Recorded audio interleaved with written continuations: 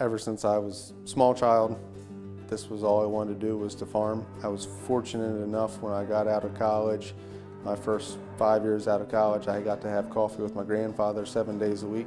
I always had a thought of doing something on my own. I designed some guitars that I really had in mind, okay, and that was the Chop Tank and the Severn, and the acoustic I made, the Patuxent. Now that we are here on the Eastern Shore, it is a very nice place to be. One of my dreams was always to, work arm in arm with my dad in a business, and his vision was always to have a cheese plant. So then he approached my son about being cheesemaker, and he's like, "Sure, Gramps, I never really thought about cheese making, but sounds like something fun to do." We have everything from agriculture, and we have forestry. We ship all across the United States and Canada, so basically all in North America. Quite a few shipments go to California, Miami, up north, Canada, all throughout the country. We do have some sectors serving, the federal government and DoD, such as a high voltage testing manufacturer. Having a manufacturer here, or multiple manufacturers here that export to other countries and are doing business in, around the world, it gives our kids an opportunity. That impacts all of us when we see what's happening in our community. The opportunities that are available to us by investing in the development and expansion of agriculture and aquaculture technologies in the rural areas allows us to play a leadership role in solving the worldwide problem in order to feed a growing population.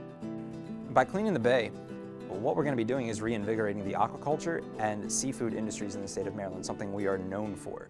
Something that's been a staple of this state for ever. And that's part of what interests me about oyster farming, is that this is a way not only to sort of preserve that sort of heritage of being able to capture value from the sea and maintain that sort of that aspect of our culture, but in a kind of newer and more intelligent and sustainable way. We are Frederick City's first distillery here. We locally source as much as we can, so all of our corn is Maryland corn. We try to stay as local as we can. We try to be accessible to our customers. I really like the small town feel. We try to work with the community. We try to be involved with the community as far as charitable giving, events, and as I said, the community is reciprocated. So it's been a great partnership for us. So all the different components of the horse industry are seen right at Fairhill, which is 6,000 acres owned by the state of Maryland, and it's a facility like none other really in the entire country. We're actually in the therapy center right now. That is one of 18 barns that make up the Fairhill Training Center. It's a wonderful place here. It's a fantastic environment for the horses. You couldn't wish for anywhere better. There's thousands of acres to ride in, trails, and it's a wonderful atmosphere for the horse. One thing that we want students to carry with them is to have an innovative mindset. And if a student has that ability to be a self-starter and to deal with adversity through having a creative mindset upon leaving here, then we feel like we've done a good job. We need to be heard, and we need to know that someone values our opinions.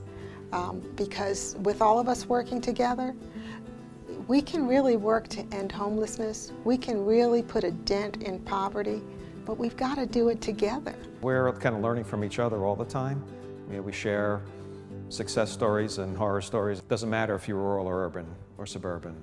It's, in behavioral health, I find that most everybody is very collaborative. And I do it because I believe in agriculture, I believe in the lifestyle, and I enjoy working with animals.